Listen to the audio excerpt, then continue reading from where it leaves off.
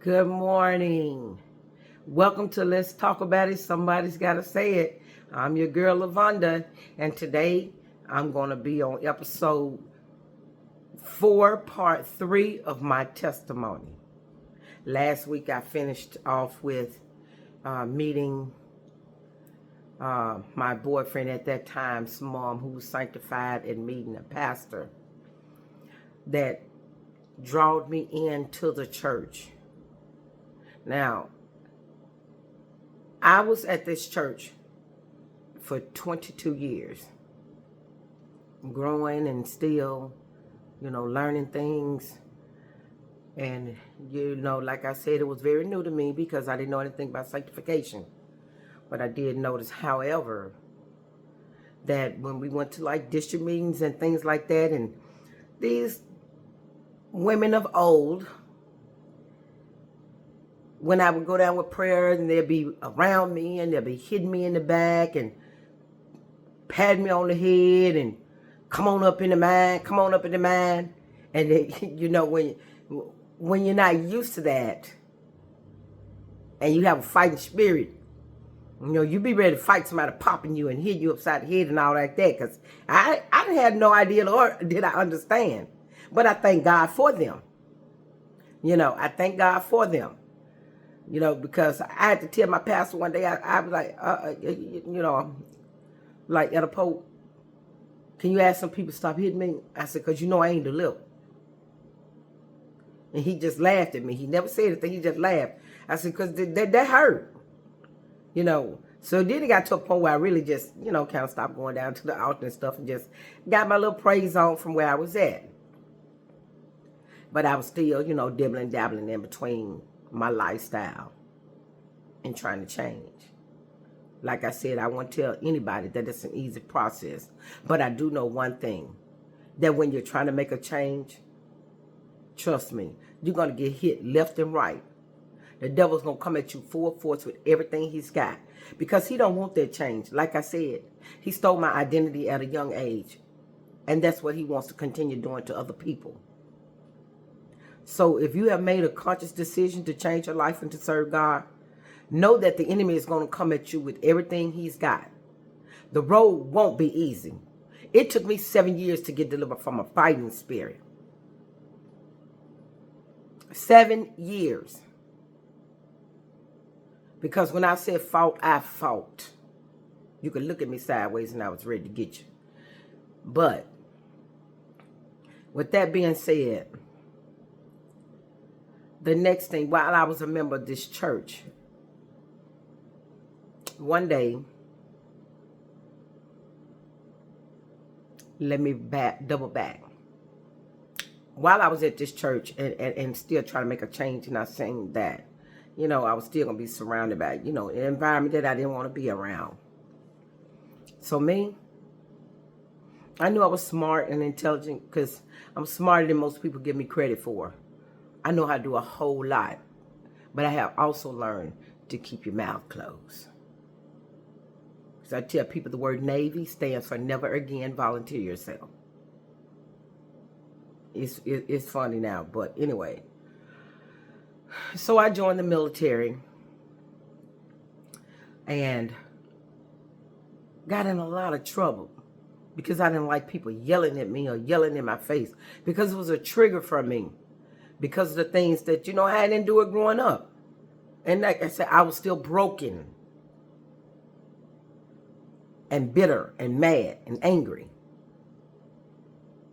So my thing was, respect me, talk to me like I'm an adult, don't be yelling at me, They never did get a chance to break that out of me. I guess they just adapted to me. Because I tell you, at one point, this drill sergeant I had, her husband, she was Caucasian, her husband was black. And he used to, I guess every time they got a new cycle of people come in, he liked to come up there when girls, doing PT in the morning. And that lady did not like me because her husband was watching me. Lady, I was not watching your husband. So she tried to be hard on me or try to cause me problems. One day I got fed up and I told I told that lady, you don't know me. Lady, you'll come up missing. I'll slice your tires. And of course, I got, extra duty and all that good stuff. But fast forward, later on down in my career, I met my husband, my daughter's father, my second daughter. And I skipped a whole part. I went to the military because God had given me a child. I was pregnant with my first daughter. And God knows I wasn't ready for no children with the life I was living.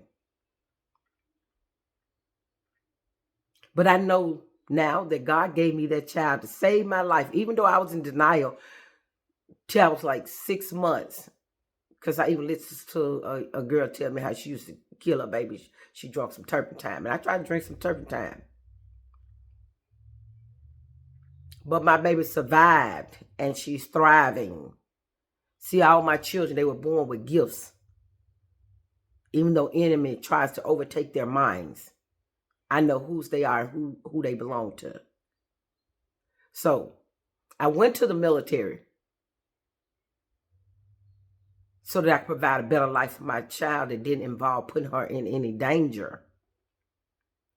And that's when I met my daughter's, my second born daughter father. And he was a good husband. The problem was I was broken. I was still on self-defense mode. And if I thought you was doing something, that was it. Needless to say that the marriage ended in 1998.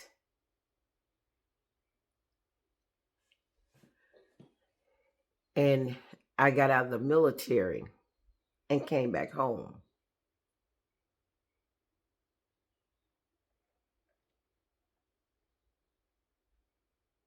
I came home with 3 children.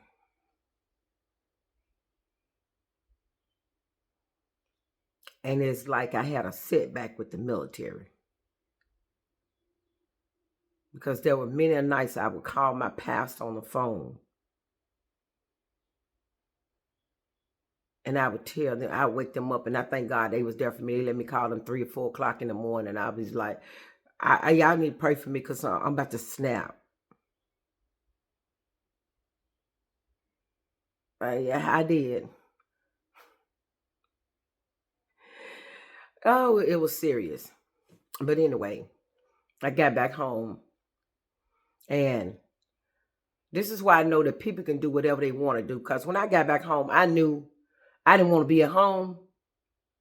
So within 2 weeks, I had a job and a place to stay. Because I didn't want to be an adult, at home, especially around the environment. Because my mindset was still, like I said, I was still broken and I was bitter and angry. And I was in full protect mama bear mode. Because I didn't want anything that happened to me to happen to my kids. Because I knew me and I know what I'm capable of. So with that being said, like I said, I got the place and everything. Started going to church on a regular basis, have my children in church and stuff, and, teaching them how to be servants. We used to go clean up the church on Saturdays and everything, because to me, I know a lot of people want to be paid, and I know they got a lot of staff and, things like that. But to me, part of servanthood was saving the church money. So we went up there and done it, and we didn't have to worry about being paid to clean the church or help take care of the church. But that's neither here nor there, because I know a lot of people probably going to have something to say about that, because, you got a big old church, and yeah, of course you're going to pay somebody or whatever. But anyway, one day, my van broke down, and I was out there trying to fix it. Yes, I know how to work on cars. But this particular day, I couldn't figure out what it was. So I called my pastor, and then he asked me, if you could get it started, can you get it to Pastor Campbell's house? You do know who that is? I said, yeah, I know who that is. And I was like, no. I'm like, I ain't got no money to pay him. He said, don't you worry about that. And then I went on proceeding to tell him, this man talks too much. Told me to call him. So out of obedience, I called him. And when I called him, I was telling him about my car and everything. I was able to get it crunk long enough to take it over there. But before I made it over there with that car, I was on the phone with this man for about an hour because he was just talking. And I was saying to myself, oh my God, he talks too much. I do not want to go over here for this man to fix my car. Later, I learned that, when people are called to be pastors, they have the gift of gab. They can talk a long time. You know what I mean? So, but anyway, like I said, I got the call over there because my phone died talking to him, and I just said, I'm not going to call him back. I'm going to take the call over there. So he proceeds to tell me that it's going to take 3 days. And I was like, 3 days? It won't take that long. Once he told me what it was, and then he started, well, you also need this, that, and that, and that. I was like, oh my God, I just want the car to run, So he told me I could keep one of his vehicles because I told him I had to get my kids. Day 2, I go over there and talk to him. And he says, God says you're my wife. And I looked at him sideways, and I'm like, no, God didn't tell you that. I know he didn't. I said, because you're a whole pastor with a whole church. I know he didn't tell you that. So I was in denial. Yeah. And it's not like I had just met him. I've been knowing him quite a while around the district meeting. He and his late wife, before she passed. I got home that night. And I got a call from my first lady. And she asked me, what am I running from? And I said, I'm not running from anything. She said, that's your husband. I was like, what? Oh, no, he ain't not my husband. I told her, I said, because, everybody love the pastor, they be hating on the first lady. And I know I went all the way, I had came a long way. But like I said, I had trigger points because I was still not completely healed. I was still broken. At that late age in life, I was still broken. That's why I want to tell you, you can really think you're healed sometimes and still be completely broken without your knowledge. Because there's some things down inside of you that are rooted inside of you. And if you don't get the root, you're going to think you're healed and you're okay. And all it takes is a trigger to know that you're not.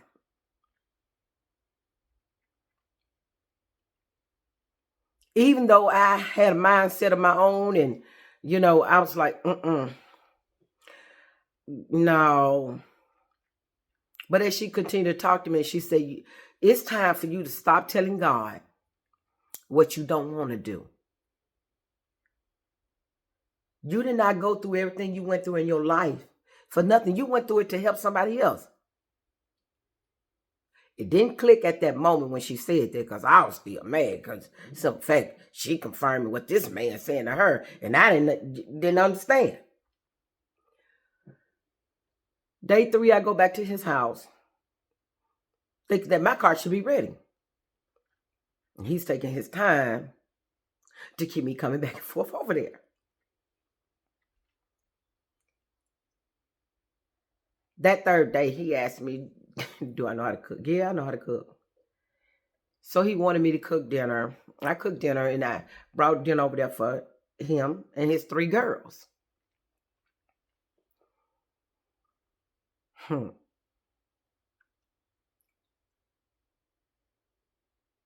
He asked me again. He said, let's go for a ride. So I'm like, oh, okay. Okay, at this point, I just want my car. We go for a ride and he starts talking again, and then all of a sudden I started having this unction and feeling inside of my stomach. The Holy Ghost. So I tells him yes, and he said, okay, well, we need to get married because I don't want to take another pastor's anniversary of being, going to another pastor's anniversary of being unmarried. And I was like, whoa, wait a minute. Ask him now, because you know it take money, you got to set this stuff up and this, that. Just pick out what you want. I got this. I'm like, oh, okay. So we do that and we get that out the way. We start planning and talking about, you know, where we're going to live. Because I had a house, he had a house. And he wanted us to live in it. I'm like, I'm not living in there with all these kids with no 2-bedroom, 1-bathroom house. And my house too small for that many kids. So, break it on down some. We got married. And even though we talked and went to counseling for blended families beforehand, I had to find out to the extent that he had no structure or no discipline when it came to children. Because he was the one, if they want to say they want to go to Walmart at 2 or 3 or 4 o'clock in the morning, he going to take them to make up for what he wasn't doing. Parenting. Me, on the other hand, a disciplinarian with structure, bedtimes, chore list, and everything. And I'm like, oh my God. So, fast forward, we get married. And while we were on our honeymoon, we had found a house that was it was a big, big house. Big enough for everybody. And we didn't have to worry about all that. So in between our honeymoon, we was working to deal with the house, close on the house. And the day we got ready to close on the house, we came home, closed on the house, we got the kids, and we took them back on our honeymoon with us. We want to take them with us on the last 3 days so we could be together as a family. Get back. I'm going to my church. He's going to his church, and my pastor tells me, you're married to a pastor, so you have to be there to support your husband. And I looked kind of crazy because I'm like, why I just can't be in my own church? I said, I don't want to go over there because them people, they be acting funny.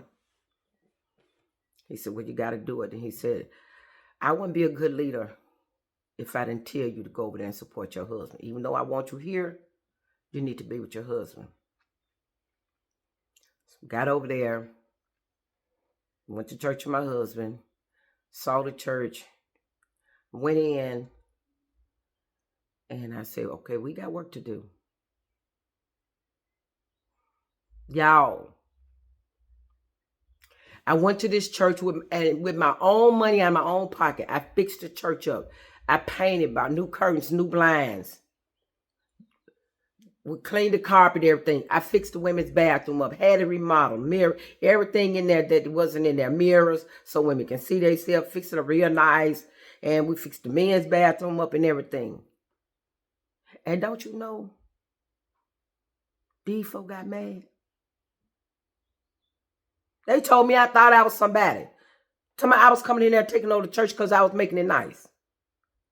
At this point, I was telling him, baby, I need you to stand up. Now you need to stand. He didn't know how to stand up for a wife. And he didn't want me to do it. But I was not going to be bullied. Then I had women coming to me. Women who were married, single women, and everything. Will ask me, where you come from? I'm supposed to be the first lady. I want to be the first lady. Even a lady offered him $100,000 to marry him just for her to be the first lady. Now imagine being broken and having to deal with this. And then when they began to see that, you know what? I'm not doing anything to y'all, but it was their mindset. the mindset. Because I still even kept on loving them and doing things for them, even while I knew they hated me. Mother's Day, birthdays, Christmas. I would always buy things for everybody. All the mothers on Mother's Day, the fathers. I'm talking about with my own money. Just to show these people, I'm not here to hurt anybody. What you got in your mind, what you thought was supposed to be, this ain't that. One particular lady I dealt with, I'm not going to call her name, lived down the street from my husband before we got married. She's coming down trying to fix some food and all this, that, and doing the most. And she was married. And I'm going to get to that part later because it's a crazy thing. I mean, it's really crazy. And she was a member of the church. And as time went on, I realized that my husband did not have balance. He had no balance. So the load was basically falling on me to try to get the kids, go to work, going to school. Because I was in school, going to work. I was a manager and then had to try to get the kids, be at all these practices and games and majorettes and drum line, everything the kids was into, soccer and all that. He would be at the shop long hours to a point where I had to tell him, no, it's time to cut off. I said, you need to be like the other folks. We got a business because we had got a shop. Because I didn't want the people to keep coming to our home. Because to me, everybody didn't need to know where we lived at to invade our privacy.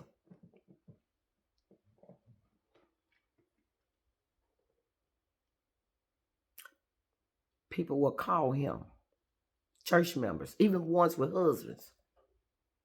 1, 2 o'clock in the morning. Can you come help me? I got a flat tire. What? About after the third time it happened, because between that happening and on holidays, they was trying to come to tell me what they were going to do for holidays with my family. They didn't ask. Well, Labor Day, we normally get together as a church and we do this, this, and this. Okay, that was before he had a wife. I'm like, yeah, I did it the first time. It didn't work out good. So I told him, you know what? Our private time is our private time. And our holidays would no longer revolve around what other people want for us. I have to set boundaries. And sometimes you have to set boundaries. Don't let what other people want for your life overrule what you want for your life or where you see your life going. You have to set boundaries because we had a problem, not just with them, but at home because there were no rules. And here I am. I come in and give the house structure and everything. And his children will get mad because they weren't used to having rules or chores. They would get mad, and they had an older sister that they would try to call, and God knows the devil really used her to try to test me. Because I would try to humble myself and she'll be talking crazy. She thought her gun scared somebody. Not boo-boo, your gun don't scare me because you don't know where I come from. So I had to tell him that if she can respect me as the lady of the house, because there ain't but one queen in this house, she needed to stay over there where she was at because she had a whole husband and family. So it got to one point, one day she told him, well, she ain't got to come over here no more. And you're right, you don't. Because at the end of the day, if I ground these children or if I set rules in place, that's what it's going to be. Sometimes you got to put your foot down, especially if you're dealing with a blended family. Work out the kinks up front. Because if they're not parenting, make sure it's ordered in alignment and in place before. I'm telling somebody this so that you don't have to go through what I went through. Because a lot of this stuff I was blindsided with. Because everything he told me, it was the opposite. It was the opposite. Fast forward, a lot of things transpired to the place where I got tired of it. I took my kids and I moved out because I wasn't going to deal with it. He called and begged and wanted his wife and family back and all that. I said, well, you know what? Since you have allowed so many people to know where we live at and violate our home, I'm not going back to that house. If you want us back, you're going to have to find another house.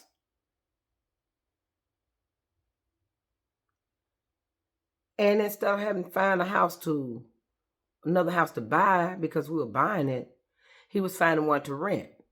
Because I later found out that he was robbing Peter to pay Paul because he was helping other people behind my back. You don't take money out of your house to help somebody else if you're not being upfront with your mate. Hear me again. Don't take money out of your house without talking to your mate, because you're not one. You're not two. You're one. So if this is behind and you don't say anything, and then you're writing a check off for this account to cover this account, and then go back and forth doing that, you eventually get caught up. It's illegal. Then I found out that the house was behind is why he rented the house. The house was about to be foreclosed on.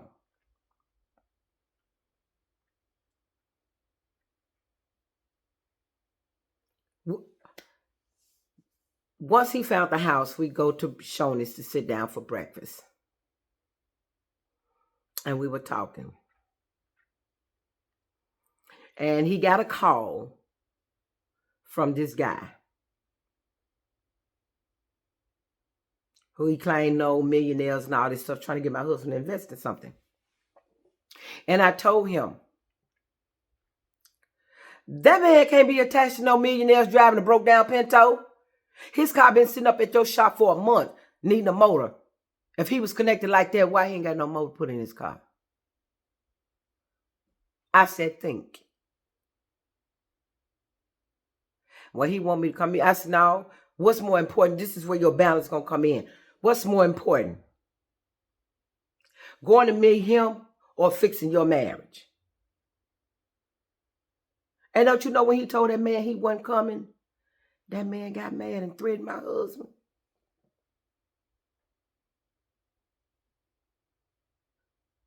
So that night, he came over, he stayed the night.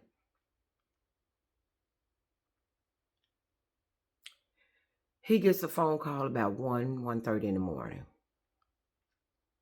Same man threatening him. See, God spared my husband for being caught up in the wrong place at the wrong time by me making him make a choice. Because had he left me, he would have been caught up with them and been in jail.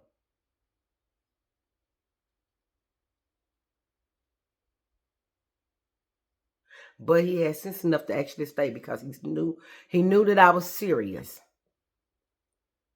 This man calls my husband and telling him there's something bad gonna happen to him if he don't come and get him out of jail. Told him he needed $10,000 to get out of jail. Then my husband, he gonna get scared. Well, he said he gonna do something to me if I don't come. Baby, I say, you must don't know who your wife is. That man ain't finna do nothing to you. He talking. He in jail. What he gonna do to you? I said, you ain't finna get out of bed and go down there and help nobody.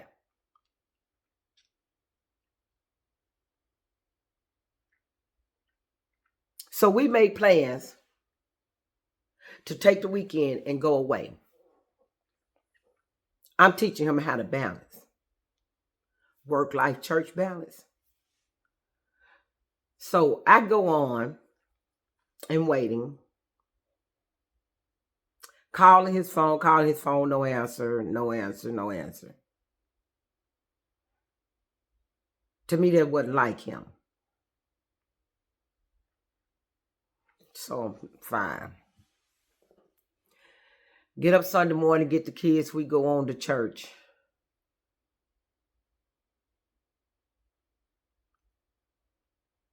And I get a call from one of the young men he used to pick up. Because he picked up children, for service.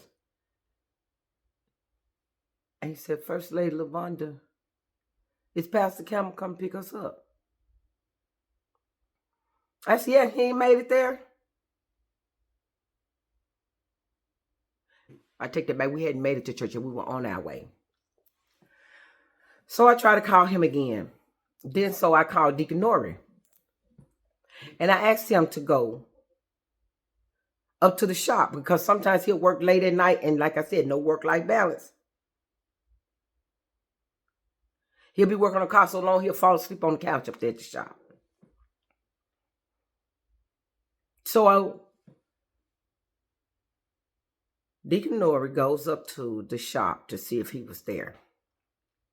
He wasn't up there. At this point, I'm worried.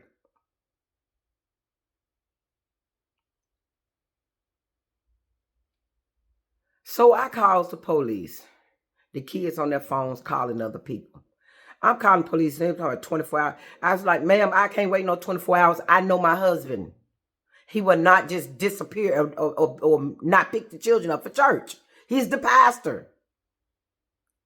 While I'm on the phone with the police,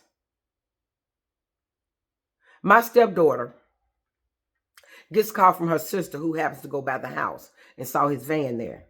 She opens the door. He's in a dead shot execution style.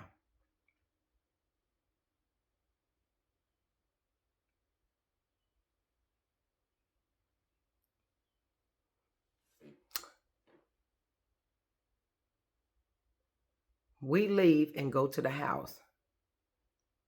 And these people are looking at me crazy. Talking all kind of trash and everything. And they just didn't know who I was. They was up there messing with me like that.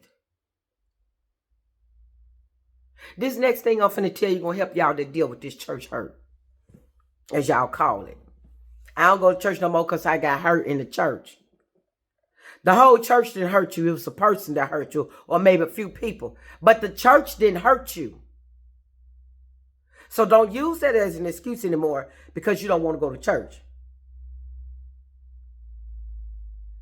Because truth be told, it just may be where you're not supposed to be at. God may be trying to move you. He's trying to provoke you because you done got too comfortable, too complacent.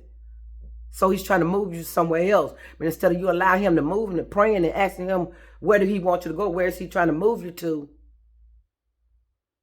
You just want to run away altogether. Don't use that excuse. There's too much going on in the world. They stop using that excuse. Stop using that excuse. You just got to find where your tribe is. So anyway, fast forward past all that. Wind up finding out that he had canceled insurance policy that I thought we had, and he had got one with another company that I didn't want to go to. He did that behind my back. There was a lot of behind your back stuff going on.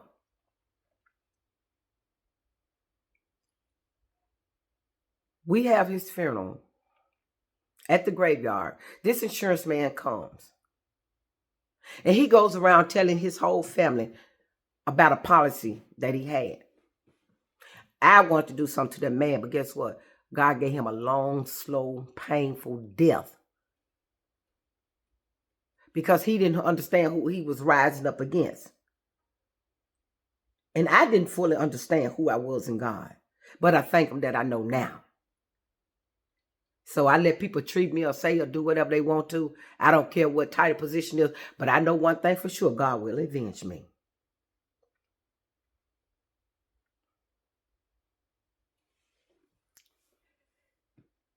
He does that and causes a bunch of ruckus. I had to be looked at, ostracized, talked about, belittled, put down. I was all kind of accused of everything. He killed her husband. She did this. She did that. Over money? Really? Money that I didn't even know existed. Because here I am thinking, when I'm trying to make funeral arrangements, and these people tell me he canceled the policy back in May. Make it make sense.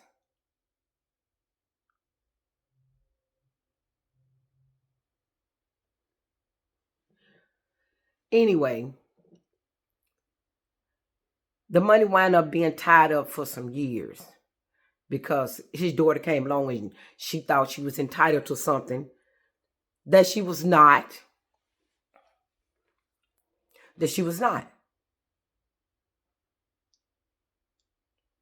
Long story short, I got to a point where I said, you know what? I don't even want this money. I don't even want it. But the lawyer, no, you're not going to, no, we're not doing that. I'm just like, whatever. So by the time the money was released, I started giving it away and doing other things that God had led me to do. I bought me a truck and a house. And I was ready to give. And I did. I gave majority of the money away because I just didn't want it. I wasn't going to bring him back.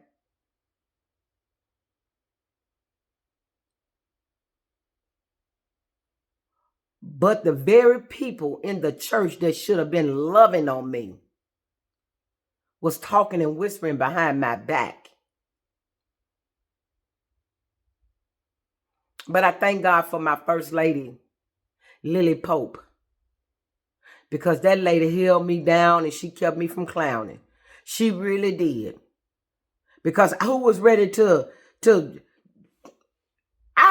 defend myself and my name because I was tired. But she told me, God will avenge you. And every last one of those people who put their mouth on me, somebody had to wind up getting their foot cut off. Husband left them. Quite a few of them husbands left them. And they had to suffer and they going through. Some of them are even dead now. And I'm not saying that it's boasting or bragging or anything. But you got to be careful who you put your mouth on. Because God said, touch not mine anointed, neither do my prophet no harm. When a person is called and chosen of God, be careful who you put your mouth on. Especially when they're not bothering you to lay back and sit. That's why Jesus told God, Father, forgive them, for they know not what they do.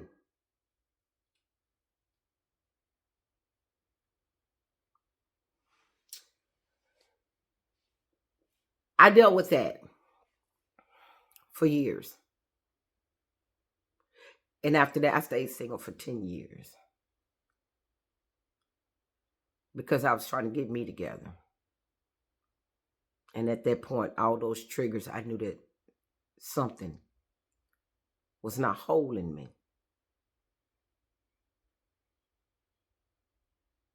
I needed time for me.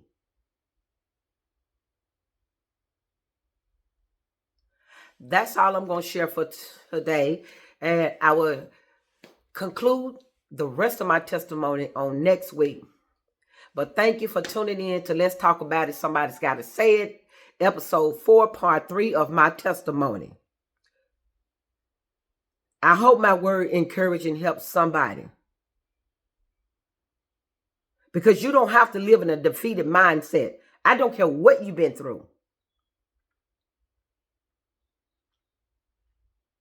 You think it's about you, what you're going through, but it's really not.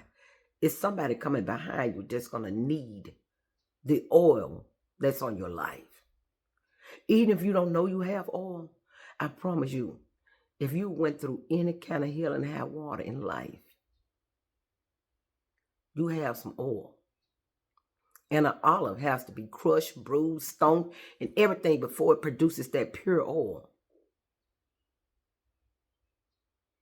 So don't think your struggles and storms are for naught. You got some good, blessed oil coming up out of there. Let the oil manifest. Go through the crushing and the beating. It's going to be hard. But look to the hills from which cometh your help. I know now that all my help, even when I should have been dead, is coming from the Lord. And it came from the Lord. That's why I'm still here to tell my story. And like I said, if you want to know the in-between parts that happened, you got to get your copy of the book. But that's it for today. Have yourself a great and thankful Thursday. Thank God that you're still here, even if you're not where you want to be or life is not how you want it to be going. Remember, the best is yet to come. All you got to do is press toward the mark. See you next week. I'm your girl, Lavonda. Let's keep talking about it because somebody got to say it.